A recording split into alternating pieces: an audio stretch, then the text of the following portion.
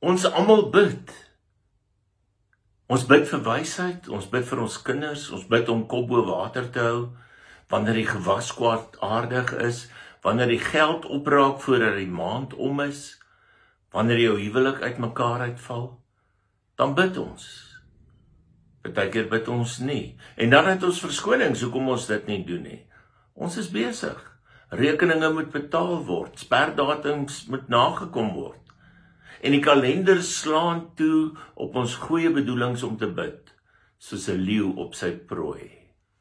Jy hoor ander mense bid, en jy luister na hulle gebede, so vlot, so gladweg, so gemaklik, en jy dink, as ek bid, is my gebed nie so vaartbelei nie. En jy voel, ek bid baie keer so de mekaar, baie keer oor dieselfde dinge. Daar's baie dae wat ek nie weet wat om te bid nie. As jy dalk sukkel met gebed, dan is Markus 9 vir jou. Hier kry ons iemand wat bid. Hy was nie 'n heilige nie. Sy knieë was nie deurgebid nie.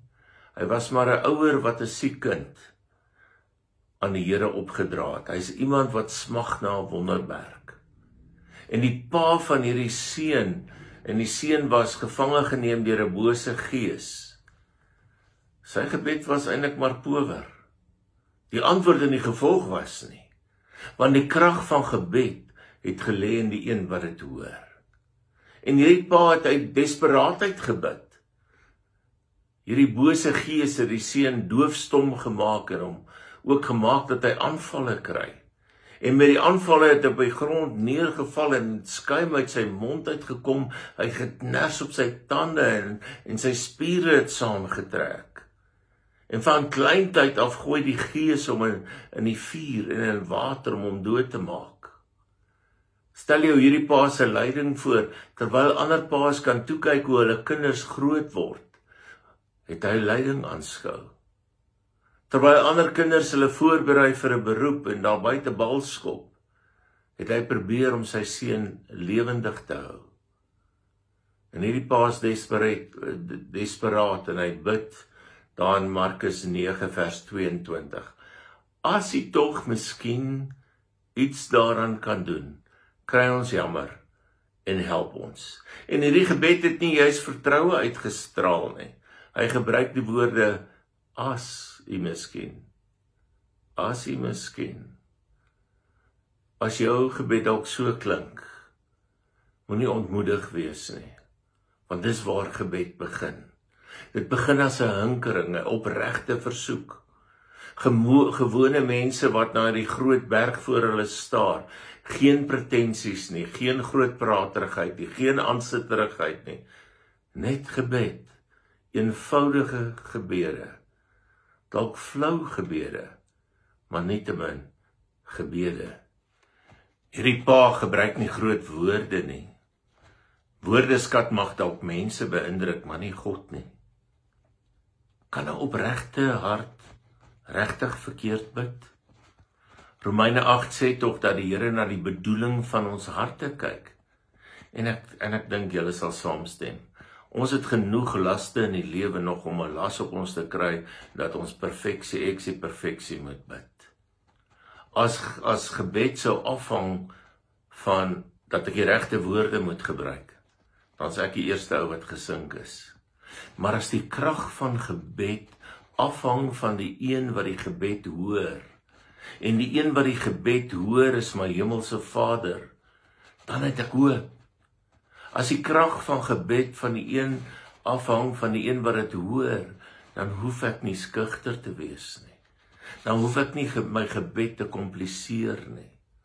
Maar dat ons moet bid is waar. Altyd, onmiddellik, vinnig. Lewe met een oor na die hemel toe gedraai. Hou die lyn oop na God toe. By elke besluit, by elke kruispad, erken hom, luister na hom, vra hom, draai ek regs of links. 'n Verhouding met God is presies dit, dis 'n verhouding. En sy uitnodiging is baie duidelik en eenvoudig in Psalm 27 vers 8. Soek my aangesig. Ons bly by hom en hy by ons. En hy lei ons soos wat ons dit nodig het. Wanneer ons God in ons wêreld innooi, dan sal hy daar instap met al sy krag en al sy mag. Die seun se pa se gebed was maar power. En hierdie pa erken dit ook. Hy sê daar in vers 24 Markus 9, ek glo. En dan voeg hy by, help my in my ongeloof. En in hierdie gebed sien ons eintlik onsself. Ons sien ons stryd, ons onsekerhede, maar ook ons hoop. Ons sien ons geloof so klein soos 'n mosterdsaadjie, maar tog in staat om berge te versit. Ons sien ons twyfel, so groot soos die see, maar magteloos wanneer die krag van God ter sprake kom. Ons sien ons reis met God, gevul met kronkelpaaie, styl opdraandes, maar dit lei ons juis na ons hemelse Vader toe. Maak so 'n gebed 'n verskil. Kom ons hoor weer wat sê Markus 9. Toe Jesus sien dat die menigte mense aangestroom kom, het hy die onrein gees skerp aangespreek. Jou stom en dowe gees, ek gebied jou, gaan uit hom uit en moet nooit weer in hom invaar nie. Vers 26, die gees het hom laat skree en ewige stuiptrekkings laat kry en toe uit hom uitgegaan. Dit het gelyk of die seun dood is, sodat baie mense gesê het hy is dood. Jesus het hom egter aan die hand gevat en opgehelp en hy het opgestaan. Die disippels het probeer om hierdie bose gees uit te dryf. Hulle kon nie. Maar Jesus praat net 'n woord en hierdie seun is gesond. Here, verlos ons van die bose. Hierdie selfde vlekkelose, sondelose Jesus wat deur die mag van Rome aan 'n kruis vasgespijker is, bloedig geslaan, naak, bespot, beskaamd, 'n openbare skouspel wat Satan laat lag het. Hierdie selfde Jesus het die mag van die duisternis verslaan en die sleutels van die dood en die hel en die graf teruggeneem. En hy het dit gedoen deur sy opstanding. Hierdie selfde Jesus sit nou aan die regterhand van God, die troue hoëpriester wat ons gebede hoor en vir ons intree. Gebed is om met God te praat, om hom tot aksie te roep in ons persoonlike omstandighede in. Ons gebede mag dalk ondergemiddeld wees, ons pogings mag dalk swak wees, maar onthou, en ek sê dit weer, die krag van gebed lê nie in die een wat dit sê nie, maar die een wat dit hoor. En daarom maak ons gebede 'n verskil. En ons moet bly bid, al is ons gebede dalk ondergemiddeld, volgens ons eie standaarde. Die bose gees is uitgedryf, die disippels wonder, hoekom kon hulle dit nie doen nie? Want hulle het probeer. En dan antwoord Jesus hulle en sê vir hulle, dat die soort goed kan met niks anders as gebed uitgedrywe word nie. En die woord wat Jesus hier vir gebed gebruik, verwys na 'n gebed of 'n versoek, gerig aan God, in die rigting van God. Dis 'n hartsgesindheid wat gerig is op aanbidding en eerbiedige afhanklikheid teenoor God. En dis die teenoorgestelde van 'n selfsugtige houding. Dis 'n God aanbiddende, God afhanklike, God vertrouende houding. Disippels het in Markus 6 het hulle bose geeste gaan uitdryf, die Here het vir hulle die mag gegee, en hier het hulle dit weer probeer doen, maar waarskynlik probeer doen in hulle eie krag. Hulle het die werk van Jesus probeer doen sonder Jesus, en daarom dat Jesus hulle teregwys en sê, 'n gebed gerig op God, dis wat hierdie goed uitdryf. Rig ook jou gebede in die rigting van God. Op watter manier jy ook al bid, vertel vir God van jou hartseer en jou lyding en jou swaar kry en jou kommer en jou terugslaan, jou vreugde en jou blymoedigheid.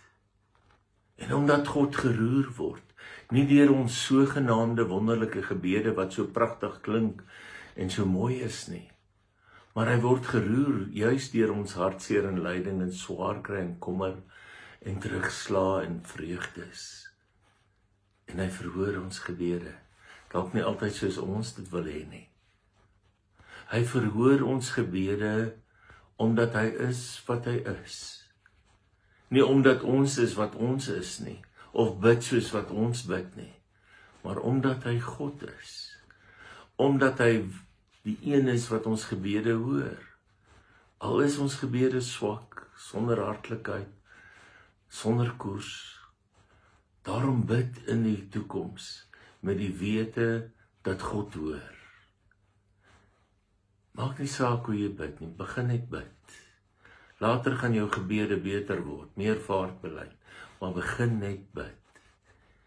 En juis omdat ons die verhoring van ons gebede nie afhang van onsself nie, maar van God, hoekom sal ons dan nie bid nie? Begin net om te bid. En die Here leer vir ons hierdie wonderlike gebed in Matteus 6.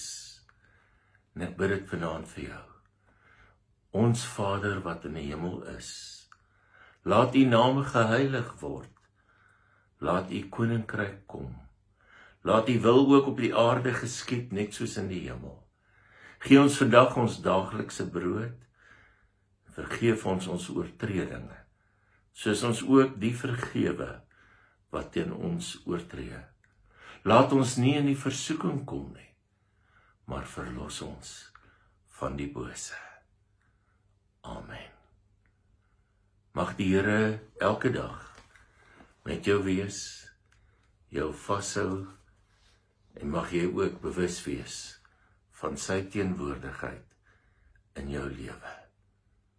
Ons gesels weer, tot dan, totsiens.